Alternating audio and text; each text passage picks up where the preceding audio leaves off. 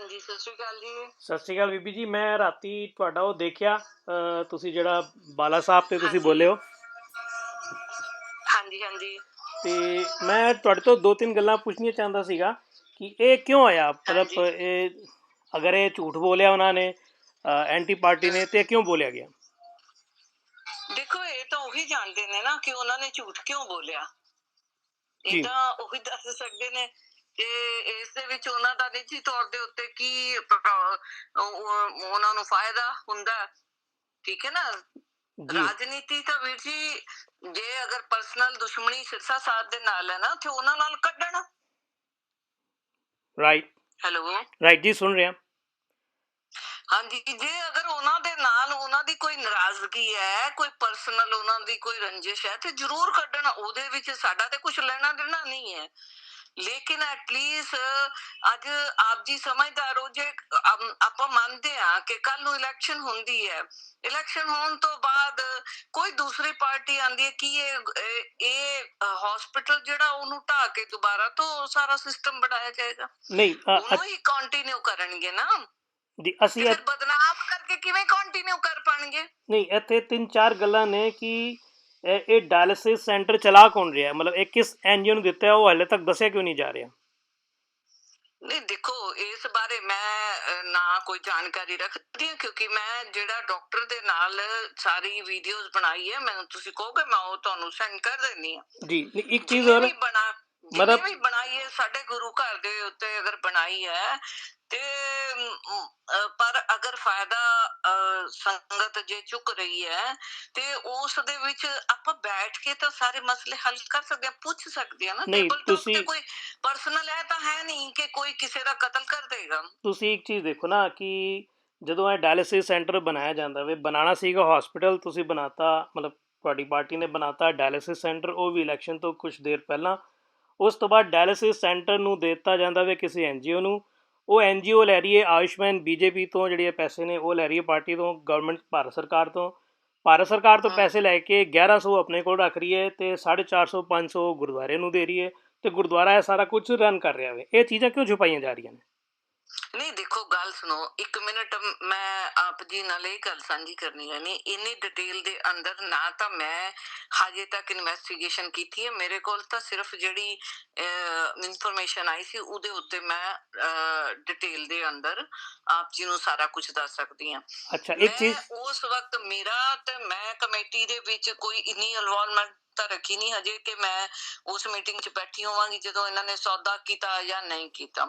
ਲੇਕਿਨ ਇਹ ਮੇਰੇ ਤੋਂ ਅੱਗੇ ਜਿਹੜੀ ਪਾਰਟੀਆਂ ਦੇ ਪ੍ਰਧਾਨ ਬੈਠੇ ਹੋਏ ਨੇ, ਤੇ ਮੈਂ ਤਾਂ ਇਹ ਕੰਮ ਕਰ ਸਕਦੀ ਹਾਂ ਕਿ ਸਾਹਮਣੇ ਆਮਣੇ ਉਹਨਾਂ ਨੂੰ ਟੇਬਲ ਟਾਕ ਤੇ ਆਪਣੀ ਕੌਂਸਲ ਵੱਲੋਂ ਜਿਹੜੀ ਮੇਰੀ ਰਿਸਪੌਂਸਿਬਿਲਟੀ ਆ ਉਸ ਨੂੰ ਮੈਂ ਨਿਭਾਉਂਦੇ ਹੋਏ ਮੈਂ ਟੇਬਲ ਟਾਕ ਤੇ ਲਿਆਉਣਾ ਚਾਹੁੰਦੀ ਹਾਂ।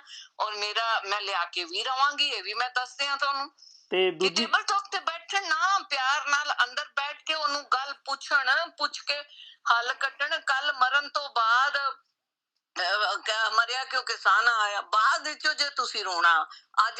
ਅੱਜ ਤਾਂ ਮੈਂ ਮੰਨਦੀ ਹਾਂ ਕਿ ਦਿੱਲੀ ਕਮੇਟੀ ਤੇ ਮਨਜਿੰਦਰ ਸਿੰਘ ਸਿਰਸਾ, ਕੱਲ ਨੂੰ ਕੋਈ ਦੂਸਰਾ ਆਉਂਦਾ ਹੈ ਨਹੀਂ ਤੇ ਉਹ ਦੇਖੋ, ਕੰਡੇ ਤਾਂ ਉਹਨੂੰ ਵੀ ਕੱਢਣੇ ਪੈਣਗੇ। ਨਹੀਂ ਅੱਛਾ, ਸੋ ਮਚ ਬੈਟਰ। ਇੱਕ ਚੀਜ਼ ਦੇਖੋ ਨਾ ਕਿ ਡਾਇਲਿਸਿਸ ਸੈਂਟਰ ਜਿਹੜਾ ਕਹਿ ਰਹੇ ਸੀਗੇ 100 ਬੈੱਡ ਦਾ, ਉੱਥੇ ਬੈੱਡ ਚੱਲਦੇ ਪਏ ਨੇ 30 35, ਰਾਈਟ। ਉਸ ਤੋਂ ਬਾਅਦ ਉੱਥੇ ਐਮਰਜੈਂਸੀ ਕਲੀਨਿਕ ਕੋਈ ਹੈ ਹੀ ਨਹੀਂ, ਸਿਰਫ ਡਾਇਲਿਸਿਸ ਸੈਂਟਰ ਹੈ, ਦੇਖੋ, ਉੱਥੇ ਐਮਰਜੈਂਸੀ ਕਲੀਨਿਕ ਨਹੀਂ ਨਹੀਂ, ਦੇਖੋ, ਉਹ ਡਾਇਲਿਸਿਸ ਸੈਂਟਰ ਦਾ ਮਤਲਬ ਸਿਰਫ ਡਾਇਲਿਸਿਸ ਸੈਂਟਰ ਨਹੀਂ ਹੀ ਨਹੀਂ ਮੈਂ ਦੇਖ ਕੇ ਆਈ ਨਹੀਂ ਹਾਂ। ਨਹੀਂ ਦੇਖੋ, ਇੱਕ ਮੇਰੀ ਗੱਲ ਸੁਣੋ, ਜਿੱਥੇ ਜਿੱਥੇ ਡਾਇਲਿਸਿਸ ਸੈਂਟਰ ਹੁੰਦਾ, ਕਿਉਂਕਿ ਡਾਇਲਿਸਿਸ ਸੈਂਟਰ ਕੋਈ ਛੋਟੀ ਮੋਟੀ ਚੀਜ਼ ਨਹੀਂ ਹੈਗੀ। ਉੱਥੇ ਕਿਡਨੀਆਂ ਨੂੰ ਲੈ ਕੇ ਇਲਾਜ ਹੁੰਦਾ ਵੇ, ਖੂਨ ਦਾ ਇੱਕ ਵਾਰੀ ਸਾਰਾ ਖੂਨ ਬਾਹਰ ਕੱਢਿਆ ਜਾਂਦਾ ਤੇ ਦੂਜਾ ਖੂਨ ਨਵਾਂ ਪਾਇਆ ਜਾਂਦਾ। It's not A easy job. ਜਿੱਥੇ ਇੰਨਾ ਆਈ ਵੱਡਾ ਨੋ ਕੰਮ, ਵੈਰੀ ਵੈਲ। ਠੀਕ ਹੈ ਨਹੀਂ, ਜਿੱਥੇ ਇੰਨਾ ਵੱਡਾ ਕੰਮ ਹੁੰਦਾ ਵੇ, ਉੱਥੇ ਵੀ should have an emergency clinic. ਜਿੱਥੇ ਅਗਰ ਕਿਸੇ ਪੇਸ਼ੈਂਟ ਦਾ ਬੀਪੀ ਵੱਧ ਜਾਵੇ, ਘੱਟ ਜਾਵੇ, ਜਾਂ ਉਹਨੂੰ ਕੋਈ ਤਕਲੀਫ ਹੋ ਜਾਵੇ, ਉਹਨੂੰ ਸੰਭਾਲਣ ਵਾਸਤੇ ਦੂਜੇ ਡਾਕਟਰ ਦੀ ਟੀਮ ਹੋਣੀ ਚਾਹੀਦੀ ਹੈ, ਜਿਹੜੀ ਕਿ ਉੱਥੇ ਨਹੀਂ ਹੈ। ਇਸ ਗੱਲ ਨੂੰ ਤੁਸੀਂ ਮੰਨਦੇ ਹੋ? ਬਿਲਕੁਲ। ਠੀਕ ਹੈ ਜੀ, ਤੇ ਫਿਰ ਇਹ ਗਲਤੀ ਹੈ ਨਾ।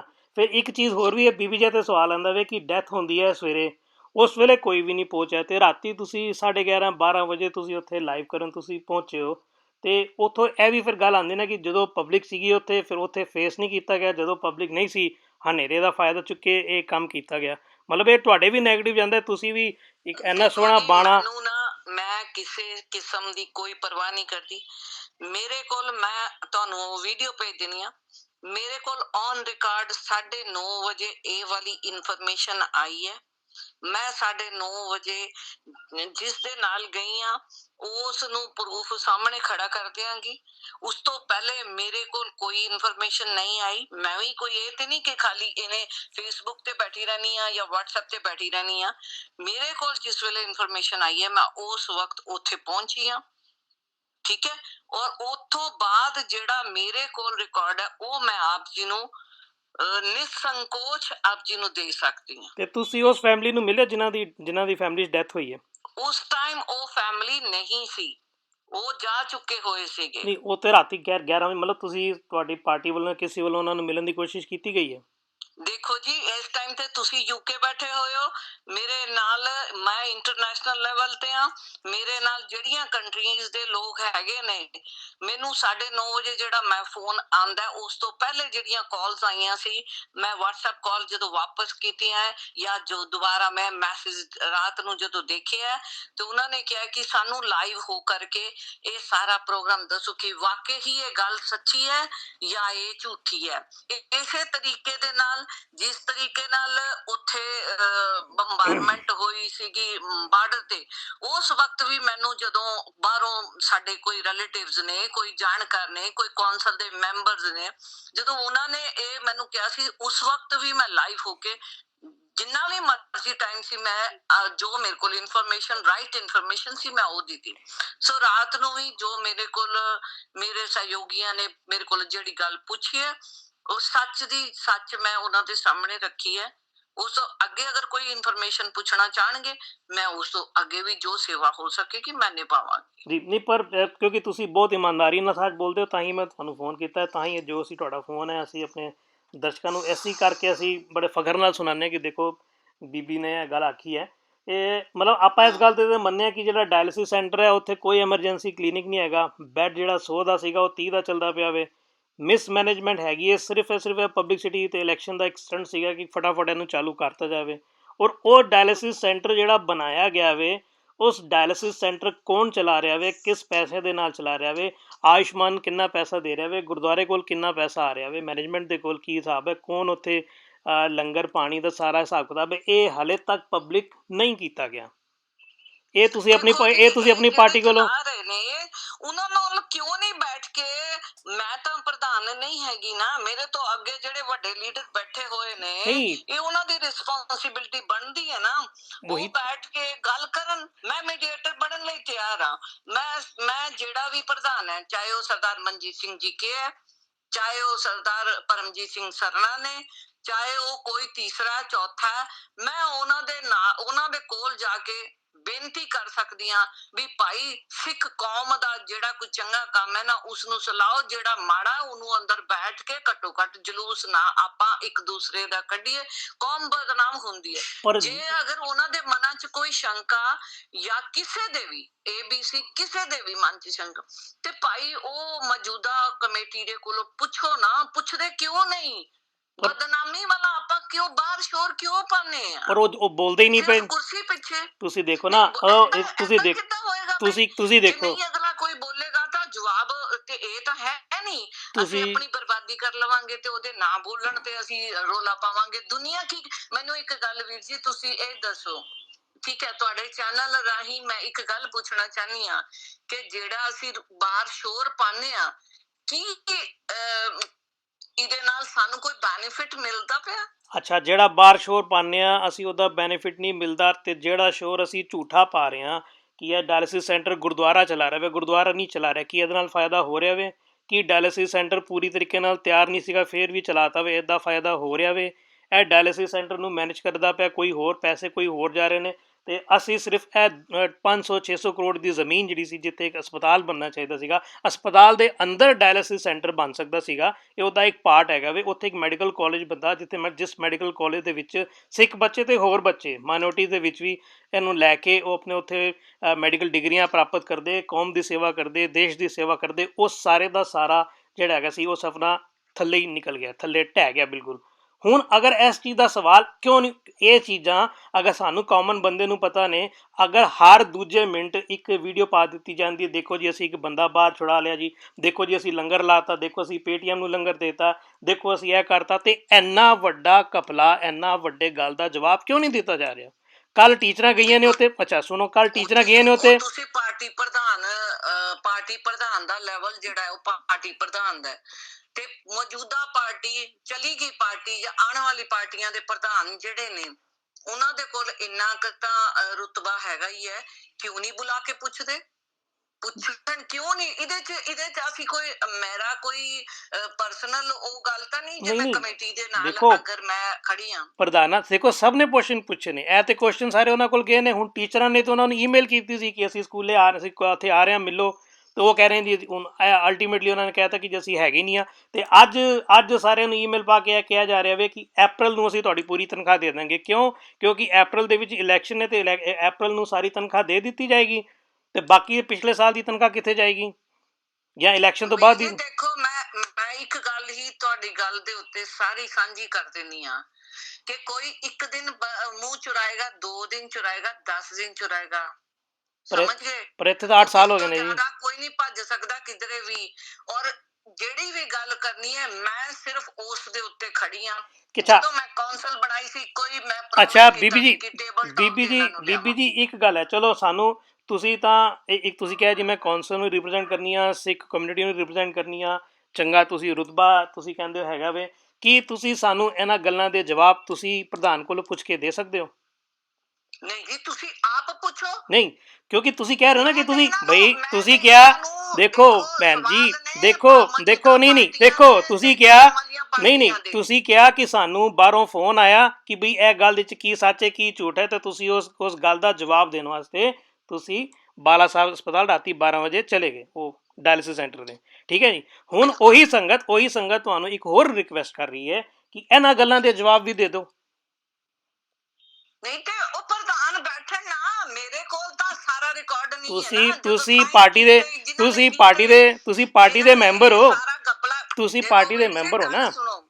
ਮੈਂ ਤੁਹਾਨੂੰ ਕਲੀਅਰ ਕੱਟ ਕਹਿੰਦੀ ਆ, ਮੈਂ ਕੋਈ ਕੁਝ 1 ਰੁਪਇਆ ਖਾਦਾ ਨਹੀਂ ਹੈ।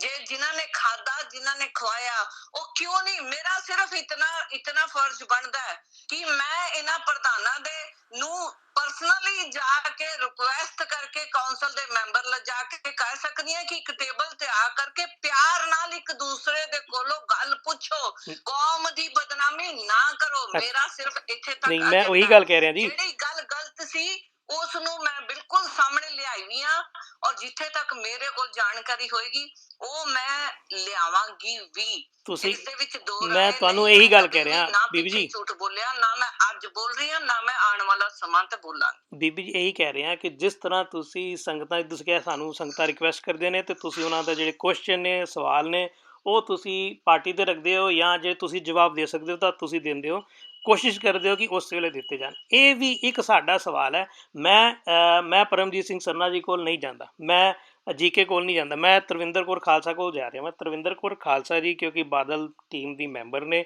ਤੁਸੀਂ ਪਾਰਟੀ ਜੁਆਇਨ ਕੀਤੀ ਹੈ, ਤੇ ਇਹ ਜਿਹੜਾ ਹਸਪਤਾਲ ਹੈ ਜੋ ਹੁਣ ਇਸ ਵੇਲੇ ਮੈਨੇਜਮੈਂਟ ਹੈ ਉਹ ਬਾਦਲ ਟੀਮ ਦੇ ਕੋਲ ਹੈ। ਬਾਦਲ ਟੀਮ ਕਹਿੰਦੀ ਹੈ ਕਿ ਜਿਹੜੇ ਲੋਕੀ ਇਲਜ਼ਾਮ ਲਗਾ ਰਹੇ ਨੇ ਉਹ ਗਲਤ ਨੇ, ਕਿ ਇਹ ਜਿਹੜੇ ਇਲਜ਼ਾਮ ਹੈਗੇ ਨੇ, ਇਲਜ਼ਾਮ ਨਹੀਂ ਨੇ, ਸਵਾਲ ਨੇ, ਇਹ ਇਲਜ਼ਾਮ ਨਹੀਂ ਨੇ, ਇਹ ਸਵਾਲ ਨੇ ਕਿ ਡਾਇਲਿਸਿਸ ਸੈਂਟਰ ਕੌਣ ਚਲਾ ਰਿਹਾ ਵੇ, ਸ਼ੇਅਰ ਉਹਦਾ ਕੀ ਹੈ ਪੈਸਿਆਂ ਦਾ, ਕਿੱਥੇ ਹਿਸਾਬ ਜਾ ਰਿਹਾ ਵੇ, ਹਾਲੇ ਤੱਕ ਉਹਨੂੰ ਜਨਤਾ ਕਿਉਂ ਨਹੀਂ ਕੀਤਾ ਗਿਆ, ਤੇ ਐਮਰਜੈਂਸੀ ਉੱਥੇ ਕਲੀਨਿਕ ਕਿਉਂ ਨਹੀਂ ਖੋਲ੍ਹਿਆ ਗਿਆ। ਕਿਹਾ ਜਾਂਦਾ ਵੇ ਕਿ ਉੱਥੇ 100 ਬੈੱਡ ਨੇ, ਚੱਲ ਰਹੇ ਨੇ ਉੱਥੇ 30 ਬੈੱਡ।